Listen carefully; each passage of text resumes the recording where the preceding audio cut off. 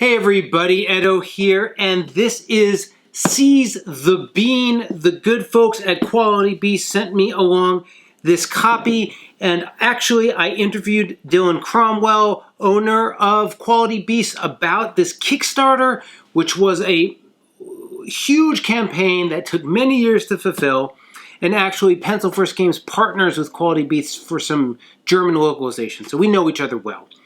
But he sent along the copy. And this is one of those mega Kickstarter games that has, like, within the box, tons of expansion content. So there's the rules, which is this thing. But then with the rules, there's also this, like, expansions rules. And then there's all these add-ons and extra bits. Right now in front of you, the only extra bits that don't come in that box are these bags. I just took them. These were in some bonus material he sent. And then there are like a bunch of other add-ons and things you can get, which are listed. But other than the bags, this is the base game. But within the base game, they have all these expansions and things. So I just want to focus on the core play. And actually, this is a game with so many cards. Like, you can sort of, touching this, it just exudes that sort of deluxe Kickstarter feel. But the actual game and experience is pretty straightforward. This is a deck-building action selection game. Now, some people call it a worker placement game. I take issue with that. I don't consider it a worker placement game, but you are doing action selection. So what is this game? Seize the Bean. You are a barista, and you've just left your company to start your own business. And your friends have also started your own business, and we're competing to have the most successful coffee shop in Berlin. There are lots of people that can check out your coffee shop. There's ways you can get different ingredients, different, servings, and different decorations to appeal to different crowds. The hipsters, or the elite, or the musicians, or whatever. And so, what you're going to be doing in this game is you are going to be collecting resources, which consist of beans, sugar, and milk. You can use those then to get special resources like donuts and sweets and croissants. And then you're going to be you're going to be collecting those resources to serve customers. You start with your family and friends, and then you're going to get new customers, and you're going to serve those customers, and those customers are either going to give you positive reviews if they're happy, or negative reviews. At the end of the game, you win by having the most positive reviews. Now, a little nuance about action selection. So firstly, you're going to do actions on your turn. And so you have 2 meeples, and I can see where you get to worker placement. But basically, your meeples are going to select from one of 6 actions. On the right here is I can get coffee beans, milk, or sugar. Or I can draft a person, a food offering, or a decoration, or an advantage. And so, or style. And so you're going to go around the table picking what you're going to get. There's this interesting, if I get a sugar, or however many it lets me get, I grab 1 or 2 or whatever it is, or the milk. With the coffee beans, there's this very interesting dexterity game that was added to this very, not, crunchy resource management card game, which is you can either just take 6 coffee beans, and these look like coffee beans. I'm glad this game is rated 13 plus, because there's a lot of stuff that looks like food in here. I mean, this sugar just looks like sugar. Keep this away from kids. But anyway, you can take 6 beans, or you play this little dexterity game where you dig as deep as you can, and you can take as many coffee beans as you can carry on your scoop, as long as it doesn't fall on the way to you. So it's interesting, it's cute, I like it. It's a weird mix, but that's fine. So you can get your resources, and then you have customers, and the customers want things. This coffee, 1 coffee, coffee bean being a coffee, 2, and based on what they want, you're going to get a review or some other benefit. And if you fulfill one need, their main need on the right, you then have a chance to fulfill their other need, which costs more resources. Now, there are these donut tokens and other tokens in the game, but typically they're just, like, a sweet is just 2 sugar, chocolate milk, or certain drinks, or soy milk is 2 milk, so it all is just a conversion off those base resources. And so you're going to serve these customers. And when you serve customers, not really the beginning customers, but later customers will give you all sorts of benefits in the game.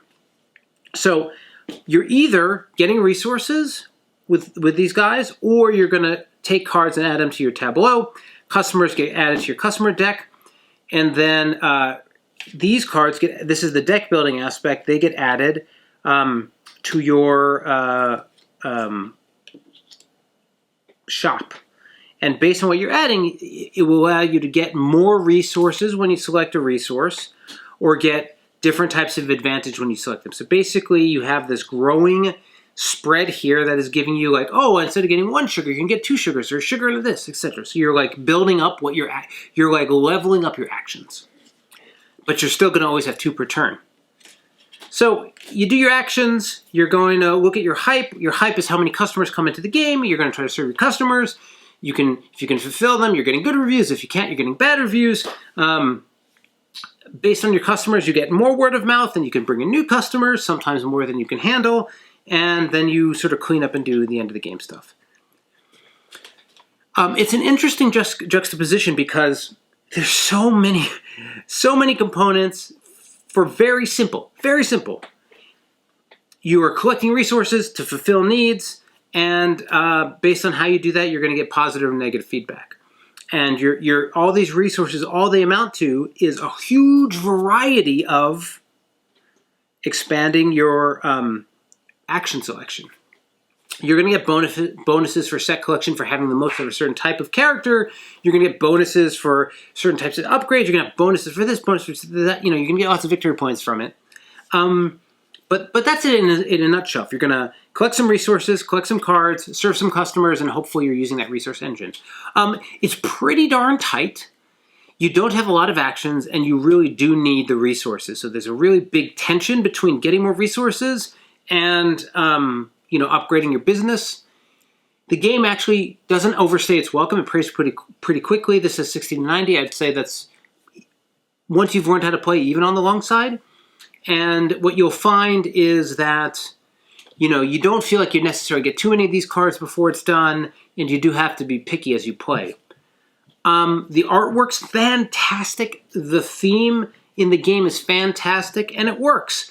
I struggle when so many things come in a box.